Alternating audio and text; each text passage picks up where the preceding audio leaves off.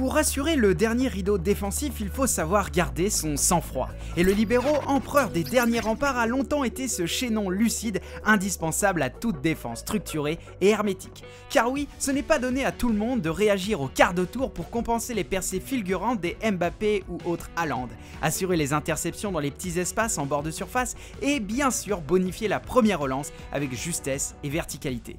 Tombé dans l'oubli, ce poste à part reste néanmoins une des influences majeures dans les constructions tactiques des défenses modernes. Petit coup d'œil dans le rétro pour comprendre comment les libéraux ont marqué à jamais le jeu. Abonne-toi pour avoir le meilleur du foot en vidéo.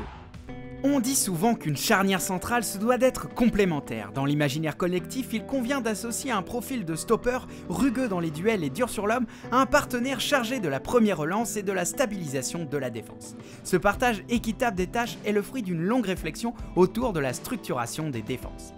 Après des décennies d'un jeu de football totalement déséquilibré vers l'avant, avec notamment les légendaires pyramides offensives, le football s'est progressivement stabilisé par l'influence des premiers schémas tactiques dits défensifs. Le verrou suisse de Karl Rappan et par la suite le catenaccio italien de Helenio Herrera ont pris comme mesure forte de construire des lignes défensives plus denses en ajoutant respectivement un joueur à leur charnière. On construit une première ligne de stopper et on y ajoute un dernier rempart derrière, celui qui deviendra le libéro, chargé de la couverture et du verrouillage, tout en organisant et commandant ses coéquipiers de la défense. Face au WM de Herbert Chapman, Karl Rappan est le premier tacticien à opter pour une défense à 4. Plus tard, son homologue italien ajoutera un 5e larron. L'objectif est clair, plus de jambes pour protéger la surface, c'est la garantie d'une assise défensive plus sûre. D'abord simple verrouilleur, la profession s'implique ensuite à la gestion de la première relance et s'inscrit ainsi comme un maillon fort du liant entre les lignes. Premier meneur de jeu de l'histoire du foot, le libéro dans les années 40 profite de sa position reculée sur le terrain pour orienter les offensives en contre-attaque et permettre aux équipes de sortir efficacement le ballon des zones à risque et opérer en transition. Alors, de cette mouture de départ, il a bien fallu construire un poste plus complet qui a changé à jamais la nature du jeu. L'appellation libero vient de la liberté laissée au poste dans le marquage. Dans le catenaccio italien, le libero est le seul chaînon de la défense libéré de la tâche du marquage individuel. Il peut donc se déplacer à sa guise. Et c'est ce qu'avait bien compris le monumental Franz Beckenbauer. Dans la sélection allemande de l'Ouest, victorieuse de l'Euro 72 et de la Coupe du Monde 74, Beckenbauer donne au monde entier une masterclass du poste. Redoutable sur l'anticipation en dernier rideau, il est aussi un relanceur insaisissable capable de casser les premières lignes de pressing par des dribbles efficaces ou des passes téléguidées. Il se projette dans toutes les zones du terrain et agit comme un véritable meneur de jeu.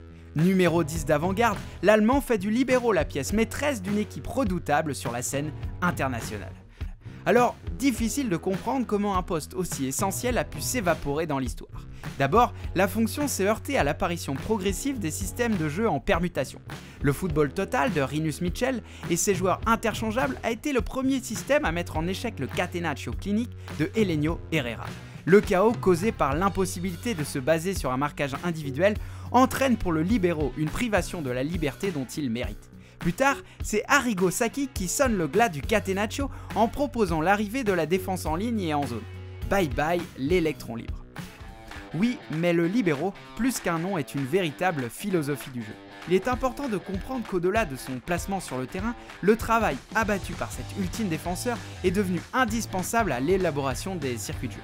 Assurer la liaison entre défense et milieu, protéger en dernier rideau le gardien des longs ballons et sortir du pressing adverse par la passe ou le dribble, autant de tâches dont une équipe équilibrée et ambitieuse ne peut décemment pas se passer. Il a donc bien fallu les intégrer au 11 d'une autre manière. La disparition du libéro, c'est l'éclatement de son influence au sein des collectifs. Premièrement, les charnières centrales sont dotées de paires plus complémentaires.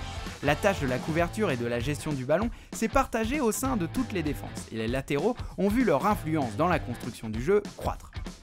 Ensuite, les gardiens à partir de 1992 et l'interdiction de prendre les passes en retrait à la main ont développé leurs compétences au pied. En prenant en charge progressivement l'anticipation des balles en profondeur, ils ont compensé l'absence des libéraux en entrant dans l'ère dite des sweeper-keepers, gardiens libéraux. Tout est dit dans le titre, non ? Alors, à qui confier la tâche la plus complexe des libéraux? Celle d'organiser le lien entre les lignes, de casser le pressing adverse, bref, d'être un meneur de jeu reculé. La disparition du libéro, c'est l'apparition des premiers relayeurs au milieu de terrain. En anglais, ces Deep Lying Playmakers, meneurs de jeu reculés, prennent en charge le liant dans le bloc équipe. En s'insérant parfois dans la ligne de défense à la relance et en permettant aux joueurs offensifs de se projeter par des passes progressives, ces héritiers du libéro incarnent aussi l'élégance d'un football qui évolue vers plus de complexité et de variation. Xavi, Verratti, Busquets, Kimmich, Rodri, Jorginho, autant de noms qui incarnent l'intelligence des blocs équipes et de la gestion des temps forts, temps faibles. Dans notre foot moderne débridé, la gestion du rythme des matchs est devenue essentielle à l'effacement du contre-pressing et le contrôle des transitions.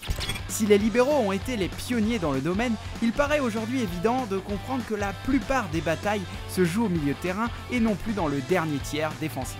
L'extinction du libéro, c'est la naissance du milieu de terrain moderne, garant de l'élégance et de l'équilibre. Et si la liberté originelle et inaliénable s'est un peu perdue en chemin, il convient aussi de penser qu'aujourd'hui c'est par l'intelligence de jeu que l'on s'adjuge cette liberté.